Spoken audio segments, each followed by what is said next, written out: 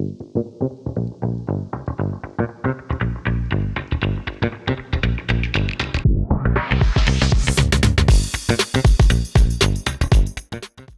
afternoon and welcome to Williams Isle TV. Today we're going to meet with a number of different people, some of which who work here. Arlene Verdi, who handles communications, marketing, advertising. You're going to meet with Thomas Bertinelli, who handles our finances. He's our CFO. And you're also going to meet with somebody running for commissions, Gary Pyatt. We've interviewed quite a number of people already for various political seats. We at Williams Island don't take a position on any of them, whether it's Democrat, Republican, different seats that are nonpartisan. But we want to give everyone an opportunity to meet the people, hear what they're all about. So when you go to the polls, you're co-educated with who these people are, because they are the people that represent Aventura and our city, and it really does make a difference. So I want to stress that we'll interview all sides of the political spectrum, but we don't take any sides on any of this. In terms of what's happening on the island, as you're going to hear coming forward, there's so much new stuff happening. But in terms of the clubhouse, the new island club pool area, we're still pretty much on schedule. Probably we will open up everything sometime right after the first of the year. Could be as soon as December, but more likely in January. It is not far off schedule at all, and it's in budget. So we're really excited about that. You're going to have a new dining room. We've hired a new chef, Gabe, who used to be running the food and beverage or the restaurant at Bourbon Steakhouse in Turnberry. And he is in the process of now putting together his new menu for the coming year.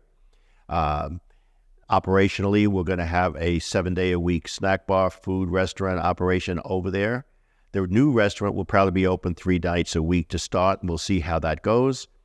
In terms of what's happening on the island, we will be putting together our 5-year capital plan, and it's very important that we get the input of the community because that will determine what we do after we're done with the country club and the clubhouse. And one of the areas we're looking at is new sports courts. Padel, which is a very popular sport on the island, in fact, all over the city. They just opened one in Aventura. We will be looking to expand our kiddie park. We're going to have more youth facilities because of the demographics changing on the island.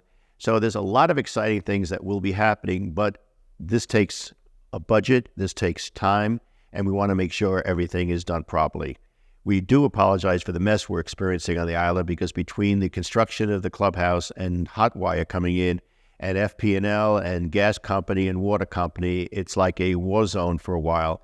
Hopefully all of this is going to be done by next year, middle of the year. The construction of the clubhouse will be finished by January, the latest. Hot wire should be done with the main infrastructure sometime around January, February. So other than that, I think then once that's done, we intend to redo the streets, to redo the landscaping, and bring everything back up to par where it should be. So we do apologize for any inconvenience up to this point. I do want to thank the board of directors. They have done an amazing job working together in communication with our operations, with our construction. Everything has been fantastic and right on schedule, right on budget. And as you're going to hear very shortly, we are in very strong financial condition on the island. We do have a polling place that will be on the island for the election. I don't tell you who to vote for, but I do ask you to please vote. I think it's a critical component of our responsibility, and we've installed the voting on the island to make it easier for everybody that's here. So other than that, I want you to enjoy the holidays. We have them coming up now, and between now and the next taping, we have the high holidays for the island, and we just look forward to having a healthy and happy year, and you're going to hear what's up in store for the island very shortly. Thank you and have a wonderful day, and I look forward to seeing you in a few minutes with some of our guests. Welcome back. And now we're going to hear, everyone's been asking a little bit about the new club opening up and what's happening with the events on the island and when the welcome back party is. And I thought, who better to ask than Natalia, who runs all these events for us. She's the cruise director for the island. We all know Natalia. She's the one that you see running around and doesn't have time to say hello because she's so busy. She's our Energizer bunny. I will say hello, though. Okay, she'll say hello. Anyway, bring us up to date on what's going on, because I know now it's after Labor Day and there's so much stuff going on. So give us an update. Absolutely. So we kick off the season in October really with a lot of different events that we're going to have in an ongoing series. So the famous Foreign Film Nights are coming back in October. We have, that used to be the Jazz Nights, is now going to be Friday Night Live starting in October. We also do have a new partnership with FIU with it's called the Lifelong Learning Institute. So we're going to have lectures coming up with different accredited professors that will be coming as well. I don't want to interrupt, but on that subject, because I know we started that last year a little bit and was very successful. Is that the one that Steve Eichler, our resident, is involved with? Yes, absolutely. So he brought Annette to us. That way we've worked together, and we're going to start that. And then also, this is a lecture series of people that have accomplished during that lifetime. We have professors coming in that actually teach, whether it's at the campus or online as well, and they're going to come with different subjects. Going back to the Foreign Film Festival a little bit, how many films do we do in the series?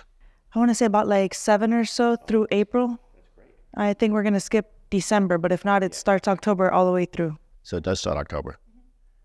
And tell us about the Welcome Back Party, because I know everyone's asking about that. Yes. So Wednesday, November 20th, it'll start at 7 p.m. It is Peace, Love, and Happiness. So we're going to have our band is called the No Filter Band. As you've been aware, if you've been there plenty of times. We have food included, a big lavish buffet with desserts. We have open bar. Something we started this year is we don't have just general seating. We have VIP if someone wants to inquire on that. That'll be in the Island Grill Terrace, so you have a dedicated bartender, a more private area that you have overviewing the entire party, so it's a nice setup. But is it all reserved seating like the last couple have been? Yes, absolutely. So not only do you just pick which area you want to sit in or what table, but you also select the seat through a third-party website that we have set up and open. So that avoids the crowds rushing to get to certain tables, doesn't it? There's no need to come in an hour early. Since you already know where you're going to sit, you don't have to reserve ahead of time. Trying to get the whole table, you just go into the website. Everyone goes in and sets up their own information, member number. The website won't charge anyone. We do it internally through the member numbers. So anytime people make reservations now, it's all done on the computer, isn't it? On your app. For these events, it's a third-party website. If not, everything else is through our Williams Island website. Gotcha. Yeah. And then what happens after that? Aside from the end of the season opener, we do also have a series we're kicking off called Reverse Happy Hour. The first one's in September 19th. So that's coming up and that'll be ongoing. So we have different features, whether it's music, we have the lecture series, the famous events like the Boo Bash coming up in Halloween, the adults Halloween party. We have Turkey Trot on Thanksgiving, Family Fest. There's more. And you remembered all of that. Yeah. December, we also have now with the holidays as well. We have some arts and crafts for the kids. We do have an off-island trip on December 21st to the Gable Stage. So lots of different activities for everybody. So options and offerings. Great. So there's a lot going on. Yes, always. So it keeps you busy? Running. All right. Well, as you can see, we're going to have an exciting year coming up. We have lots of things going on. And Natalia, I can't thank you enough for all the hard work you do. She's one of those unsung heroes that we have. People don't realize how much she does behind the scenes to make all these events happen. And we thank you so much. Have a great day. And we'll be right back. And we're back. As you know, this is political season, election season. And we've been trying to get you to meet and greet all of the contestants, not contestants, I'm sorry. All of the people running for office. We've done some school board, and today we're doing Mr. Gary Pyatt, who is running for city commission. He does have an opponent, which we will not meet today, but we will meet at the following taping because she couldn't make it today. But what we want to do is try to get people to understand who these people are, who they are, because you don't really know the names. You go to a polling booth, you see a name, but you don't know what's behind it. Gary has been with the city, and he's been working with the city for endless years. He's the president, chairman of the Aventura Marketing Council. He also has been with the city for a long time doing other things. He is just a fixture within Aventura. He knows the city. He's worked hard for it, and he's got all his heart in it. He has a wonderful daughter, by the way, and his daughter has been very instrumental in bringing Hotwire to the island. But she just got married. She's moving, so now Gary is an empty nester for the third time. But anyway, I wanted to have a chance to meet you. Pleasure. Thank you for Find having out me. a little about you. Sure. Because the people watching really haven't had a chance. Tell us a little about you, not the political side, how you got involved with Aventura, got involved with the Marketing Council. So a little history lesson? Yeah, Is that why what not? you Let's want? have A little history lesson? So perfect. So, and thank you, first of all, for having me. So I've been a resident of Aventura for over 30 years. So a little history lesson or where I where I got to over these 30 years. So 30 years I moved to Aventura. Prior to that, I lived in Pennsylvania. I grew up in Pennsylvania, and I moved here to go to college. When I came to college, which was 15 minutes away from here, if you will, to at that time it was Biscayne College, and then transferred to St. Thomas University, I used to come over to Aventura because one of my roommate's girlfriends was involved in the old Aventura limousine business, who used to be housed at the North Tower at Turnberry. So my first visits to Aventura I want to interrupt. Yes. What's the guy's name of Aventura Limo? I can't remember his name now. There was a girl, Natalie Chasen, who worked for him for 100 years, but I can't remember his name. But that goes back a while, doesn't it? That goes back longer than I can remember off the cuff with a question like All that. right, well, anyway, go ahead. But I will probably remember it during the interview. So that was my first experience to Aventura, and I'm going all the way back to like 1975, 76. So Aventura wasn't even a city at that time. Aventura was quite different, right? We're in a city. We were part of Miami-Dade County then. So that was my first experience to Aventura, and at that time it was really the country club, few condominiums around Country Club Drive, and then Don Sofer in Turnberry, the North Tower, and people who have been here a long time know the history of all of that. The soap is in Pennsylvania? No, I He's did from not. Pittsburgh, isn't Yes, he's from Pittsburgh.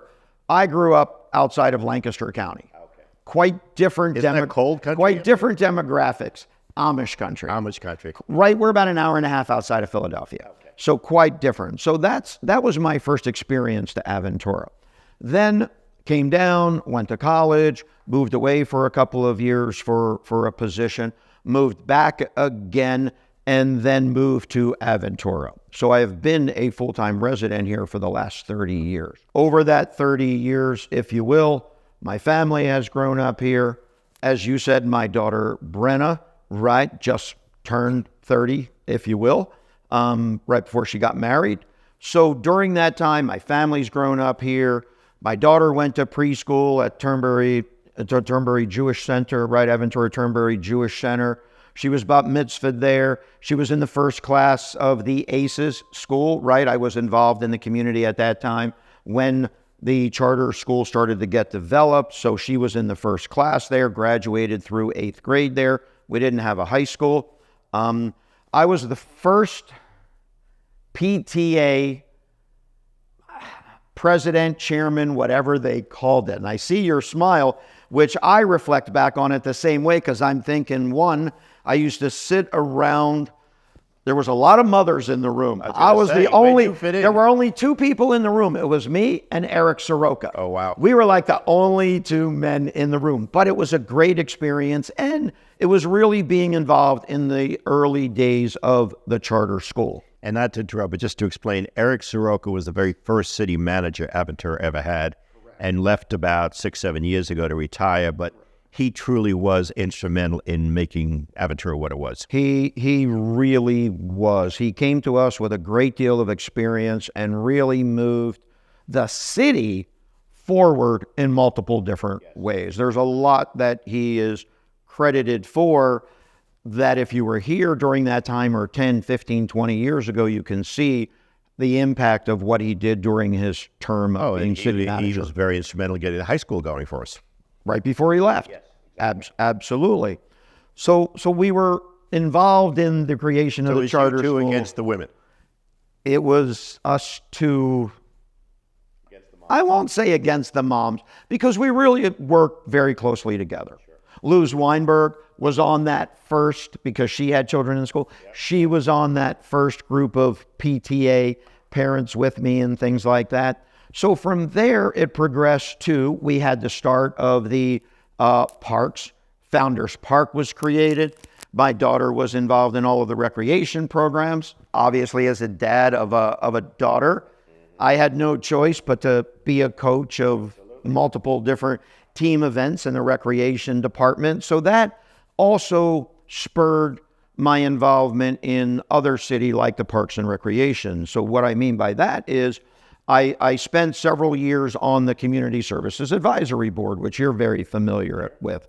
Chaired that for a couple of years.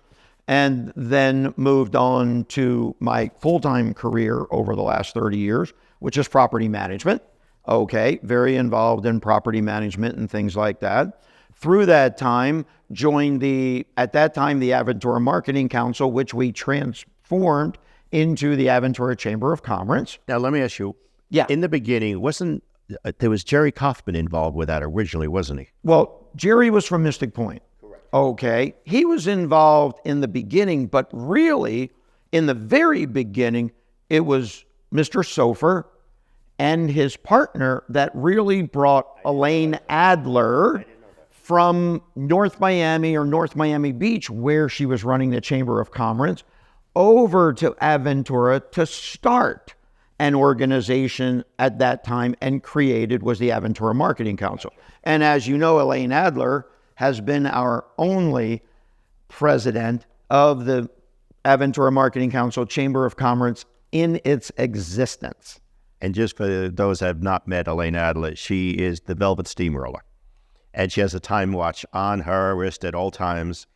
She's amazing. I don't know how she does it. She still does it. And it's amazing what she has done for the city and for the community with this organization. And if she were here right now, she would be sitting right over there. That's right. Going, you have 2 minutes, 3 minutes, 5 minutes, whatever that might be. Yes. So at that time, then I got involved in the Chamber of Commerce, Aventura Marketing Council Chamber of Commerce. And for the last several years, if you will, I've had the fortunate to be the chairman of the board for the Chamber of Commerce. So we just had a CHOAB program, which Dr. Linda Marks chairs for us at Ruth Chris yesterday, which is solely geared towards property managers and condo board members. It fills up, I won't say sell out because we don't charge. It fills up every single quarter that we have it. Senator Pizzo was there yesterday, and it's solely concentrating on associations and board of directors and what happens in community associations. So all of that, I have spent 30 years in the city, involved for pretty much one facet or another, all of those 30 years in one facet or another that actually impacts our quality of life or what happens in the city of Aventura. So then I'm assuming running for office now is a natural progression for you, isn't it? Well, I believe so. I believe it's a natural progression. Also, there's a very important reason why I decided to run for the city commission. And the heartfelt reason why I decided to run for seat number 2 is because we all know the recent events with Michael Stern, a dear friend of mine. Okay. So when Michael Stern unfortunately lost his battle with colon cancer, several people had come to me and asked me if I would consider it due to everything that I just said, the involvement, where we are in the city, the time, what's going on in the city right now. And I will be very honest, I gave it a great deal of thought. I really, truly did. But at the end of the day, my decision was based on a couple of factors. One, people had thought that I was qualified enough to run for the city. That was important. Secondly, a really important part is that what Michael was dear to heart in the city was a couple of things. Our police department, right? He was very involved with it. Michael was very involved in the police department. Michael was involved when a group of us got together and started the Aventura Police Foundation, which I have been the chairman of the Aventura Police Foundation since its creation, which sole purpose is to raise funds to give back to the police officers and the lay people that work in the department. Nothing else. Nobody, there is not $1 that we raise that's not 100% of it given back to the police department and the lay people that work within the department. In that time, Michael and I were involved, and then a spinoff of that was the creation of the CAP program, which he chaired. So between that, which was very, very dear to his heart, his involvement in the city with the Parks and Recreation, the quality of life aspect. Michael and I served, when I mentioned earlier the Community Services Advisory Board, Michael and I served on the Community Services Advisory Board 20 plus years ago, which is when I first met him. So my friendship with him is very dear to me and very long lasting. That being said, my final decision on running for the remainder of his 2 years for seat really had to do with knowing all of that and my goal to complete and continue to work on over the next 2 years, if elected, the things that were important to Michael and things that he had started and maybe just never got to the 10th step, but he got from 1 through 9. And I wanted to really complete those and do what was important. Well, you know, I look at you and I look at the people that are there now. There's going to be a couple of new people, obviously. Yes. Some will win, some won't. We don't know. Time will tell. But I think one of the biggest changes that's going to take place in the city is Ron Watson, city manager, is retiring. Correct. And Brian Pegues, his assistant, And who was the November, police chief, yes, will take over. Yes. And he's going to need seasoned people like yourself to mentor him, work with him. He's never done it on his own before. And correct. it's not an easy job. It's not an easy job. And Brian and I have worked together. Brian and I have worked together when he was the chief of police. We worked side by side in the creation of the Aventura Police Foundation. We still work closely together through the foundation and other community things. So that relationship, working relationship, vision for the city being aligned, I think can only benefit the residents of Aventura through that. I'm going to ask you a question because I hear a lot of stuff and I see stuff and I've been involved with the city, you know. Absolutely. Some of the perception is that the commission is a clique. There's a lot of people, they vote as a block, they vote the same, they're all close. And they're great people, by the way. I'm not saying anything bad about any of them because I'm friends with all of them. Are you able to be that independent voice? Because that is something that we've heard, that people... I have heard it. I'm sure. I actually heard it yesterday. Okay. As recently as yesterday, I was asked at the condo luncheon that we had, okay, I was asked if you are fortunate enough to be elected by the residents of Aventura, your feeling on that. It was expressed a little differently, but your feeling on that. And my response was very simple. I'm not running nor being elected to be part of a clique. I've been in business for a number of years. My entire career has been involved in the association world. All right. So I've never been a yes person because that doesn't accomplish what my morals are. Okay, I'd rather be honest, transparent, and tell you if I don't agree with you. I agree to disagree, and I will carry that forward if elected to the commission. What my priorities are is to be educated in what comes in front of us, be knowledgeable about making a decision. We know that it is a majority vote, but it's okay not to be part of the majority if you personally feel that something is not correct. Does that make sense? Yes, and I'll tell you where I'll give you a very good analogy. Sure. Take the Supreme Court. Okay. There's always, if you notice, the dissenting vote is always talked about first before who wins. Of course. And that's because the dissenting vote probably in many cases is as important as the decision. Yes. And you may not always agree, but voicing your opinion against the majority is, I believe, a stronger statement of your character. I think it's important. And again, it's not what I have done over my entire career. I'm certainly not going to start now. It's just ingrained in my personality. If I don't agree with you, I'm going to respectfully tell you why I don't agree. But I also have a responsibility. If I disagree, I have a responsibility to be educated enough to tell you why I disagree. Just to say I disagree is kind of, to me, kind of a cop-out, right? Because I don't want to be accused of agreeing, right? So that's my position. I hope that answers your question. It does very much. Okay, perfect.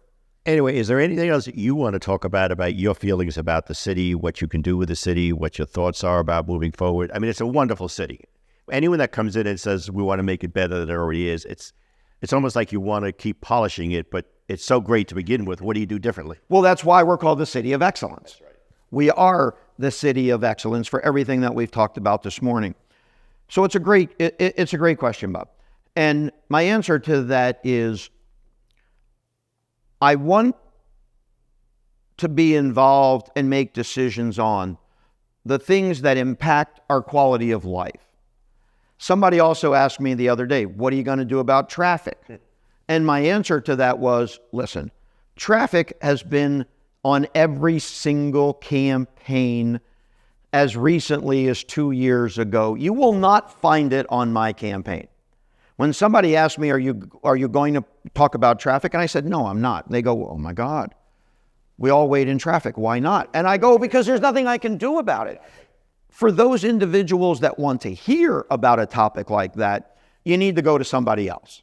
I'm not going to talk about traffic. People in this county, in this city, don't realize Aventura, and one of the biggest things you always hear is, how can you keep letting these things be built? Right. The problem is Aventura inherited from the county the density. Correct. You could buy a piece of land, and no matter how much Aventura objects, there's a zoning approval that goes along with that land.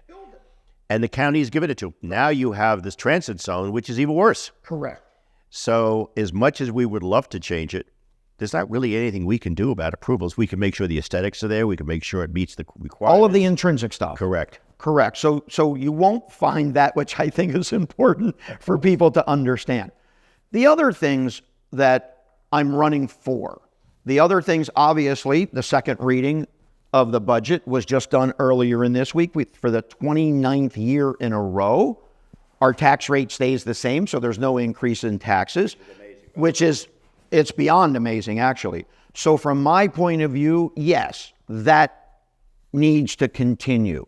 Our tax rate actually got approved at the second reading to stay the same. And here's the other amazing part. Our budget actually went down overall because of the way that the city is being managed from a fiscal standpoint. So those are big steps also for Brian to step into, but I'm sure he'll do a great job. The other things are really, I will say, simplistic things to a degree. One, obviously I'm a big educator, right?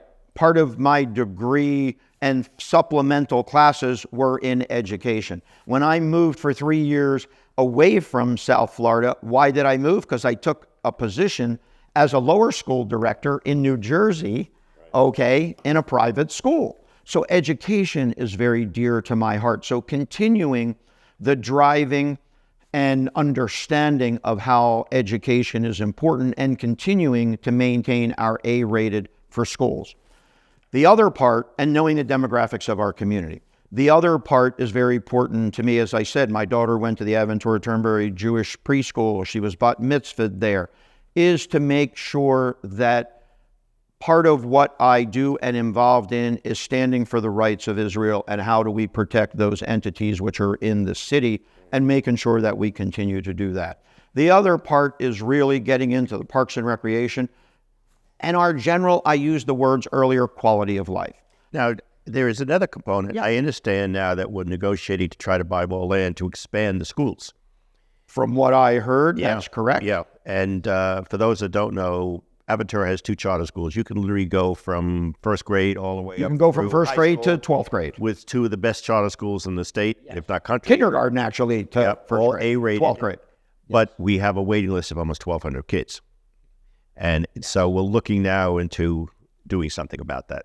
Right. When my daughter went to the first class of the ACES elementary school, within, I will say 24 hours, every class was full, right? Because it was only the elementary school, not the middle school. We started at elementary. Every class was full, and there was a waiting list. And if you had anything to do with the city at that time, your phone was ringing off the hook with parents saying, how can I get in? Is there somebody I can talk to? I'm fortunate. It's a waiting list. It's a first come, first serve. We've gotten a lot better, but still, no matter what we do, there's only a certain amount of capacity. To maintain that A rating, there's a certain way that schools have to be run. And within that, obviously, as you said, the school is talking about buying some more land to do some other stuff in building and addressing some capacity issues. But that as well is a big topic for me, and getting involved with that and pushing it forward. Yeah.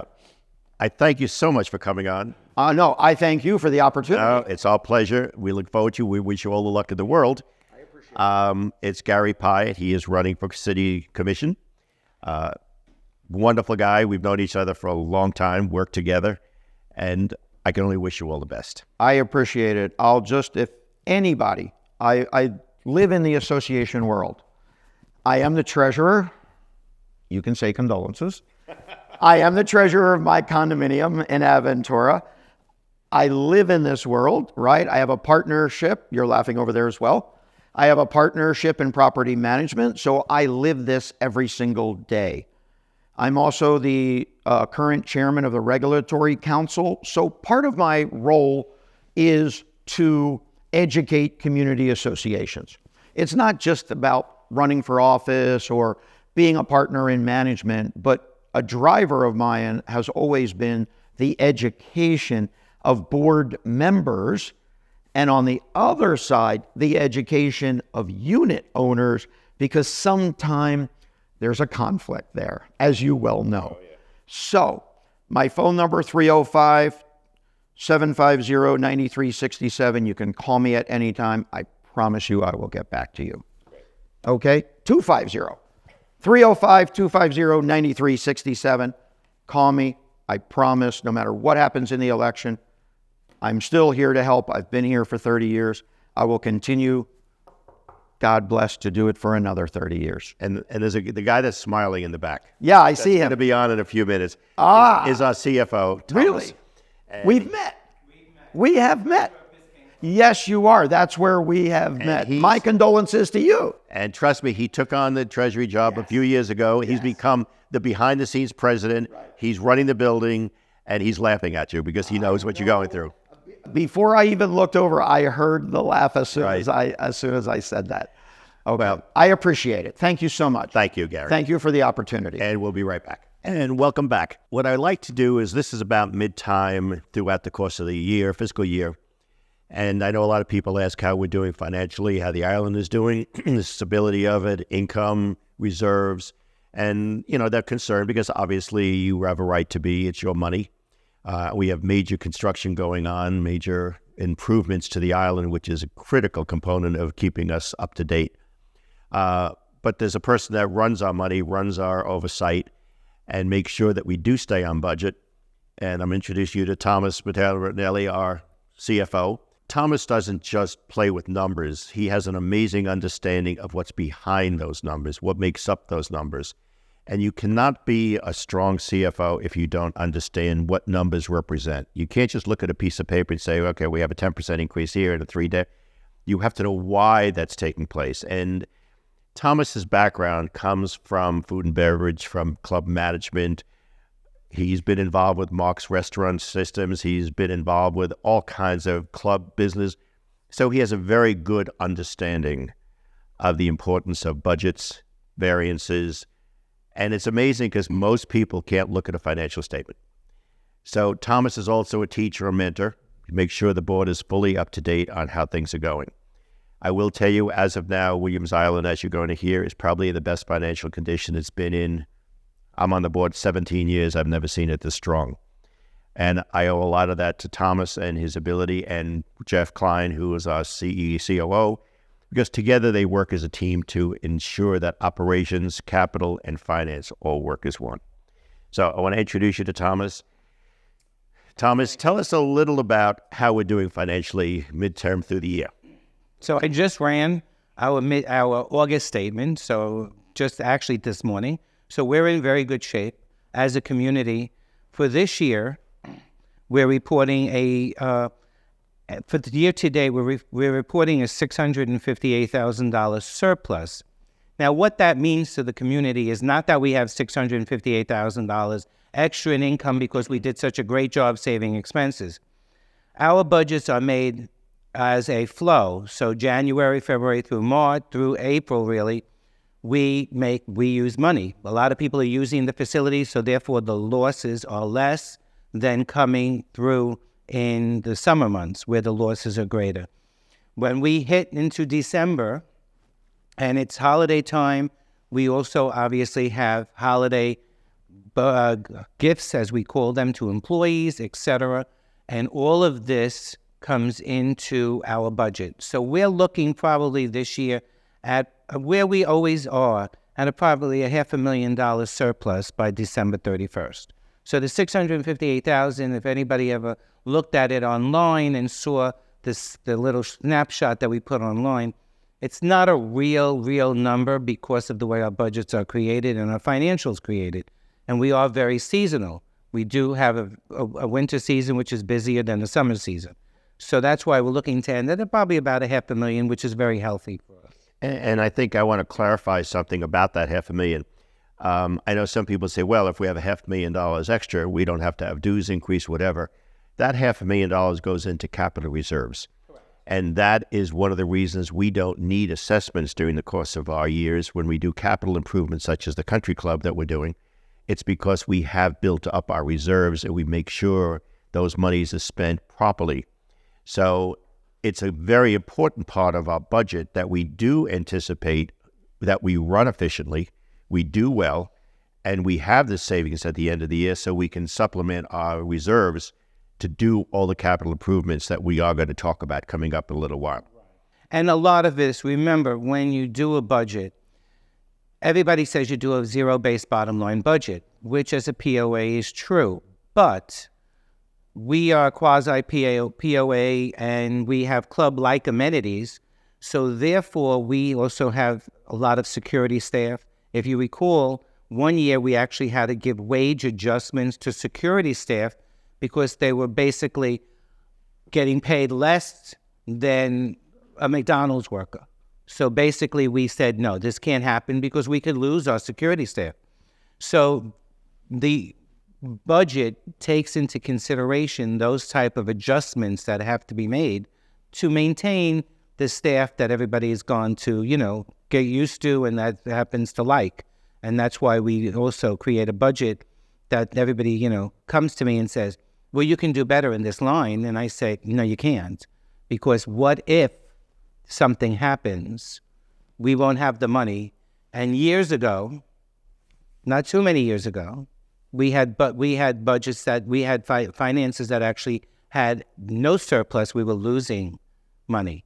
And as everybody knows, when we refinanced our loan, we recaptured all of those losses. But you never want to really lose money unless there's something catastrophic happening. You want to always break even or make a little bit, and whatever we make, we put in capital. We don't spend it foolishly because we have extra money. And also, I think people have to understand the island, none of our outlets, tennis, food and beverage, spa, are profit centers.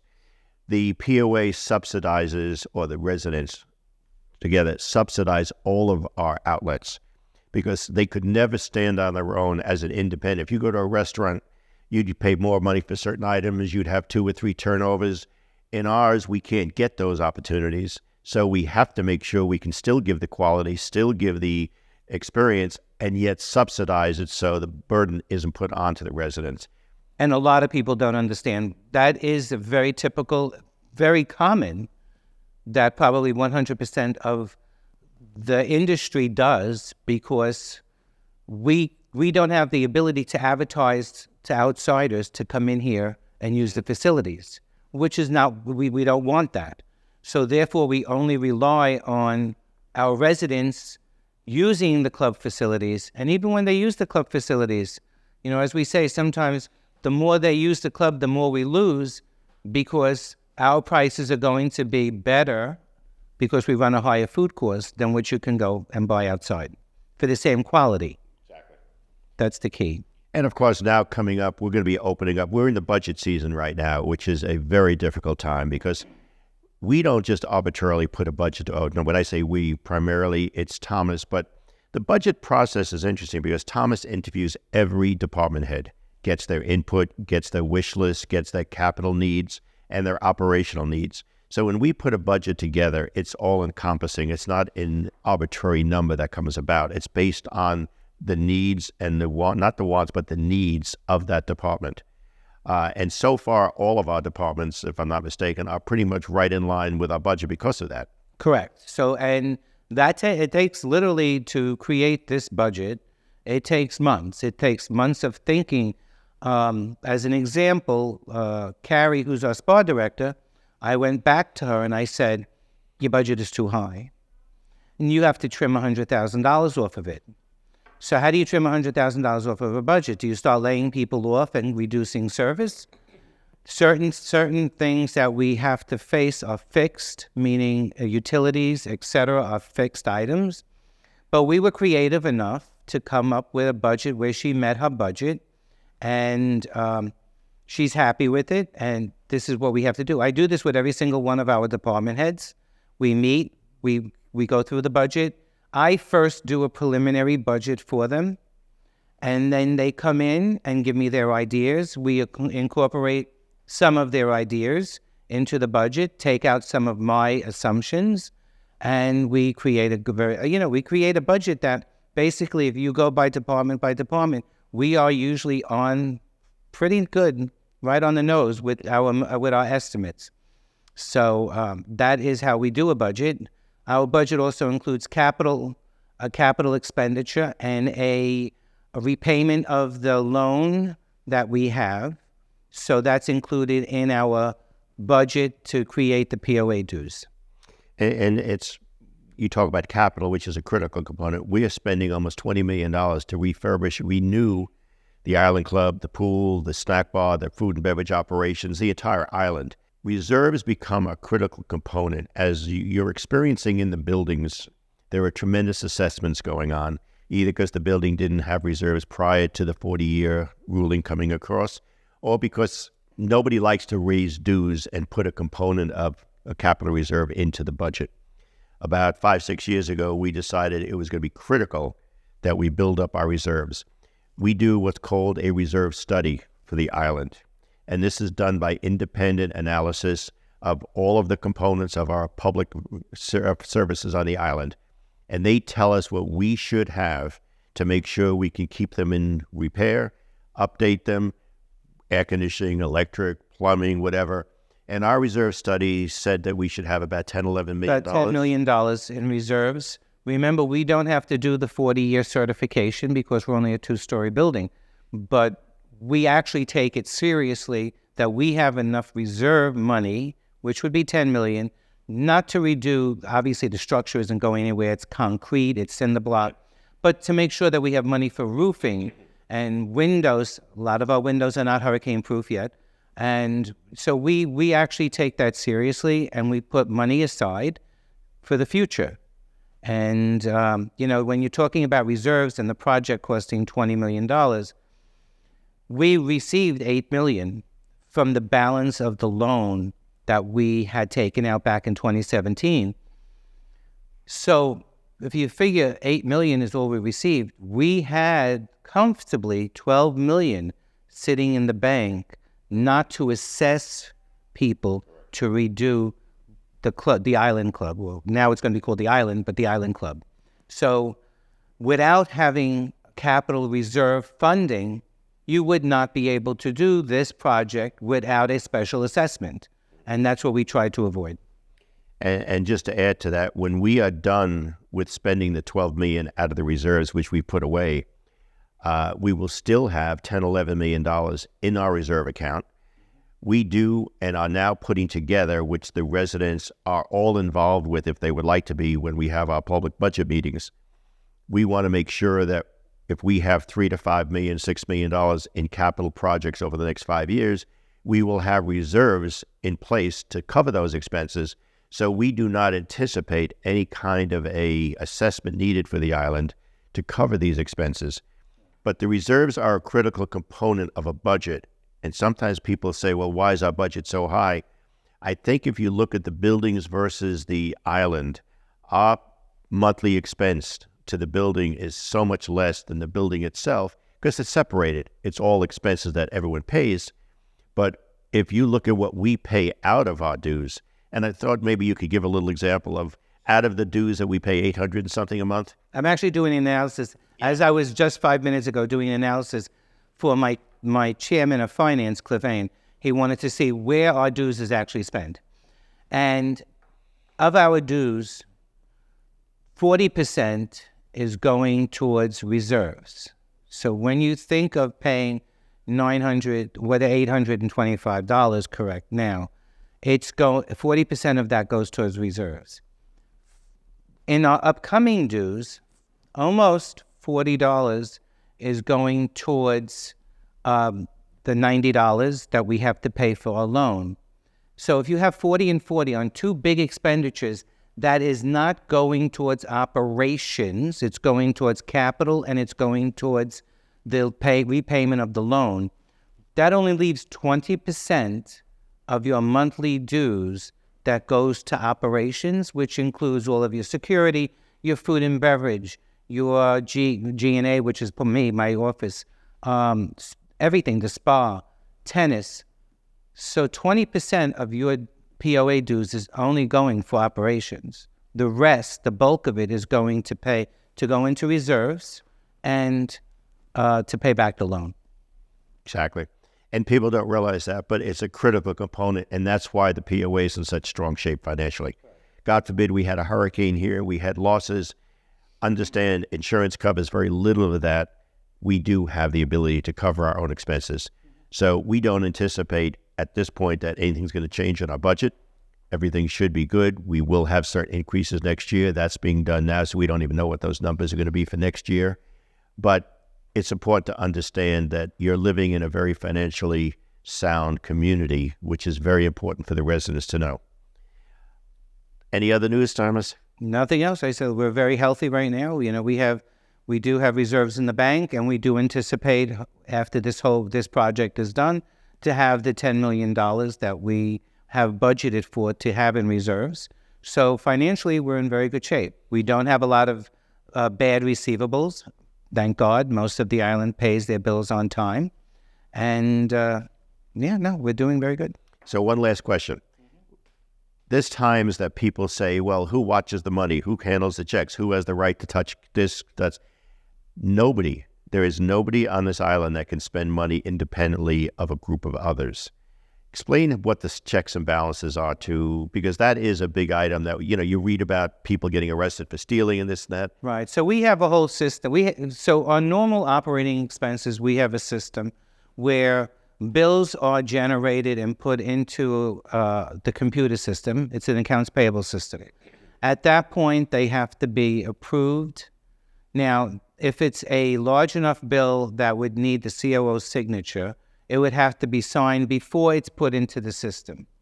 If it's a normal operating bill, then it gets put into the system. Every bill gets approved by me before it's transferred to our accounting system for payment.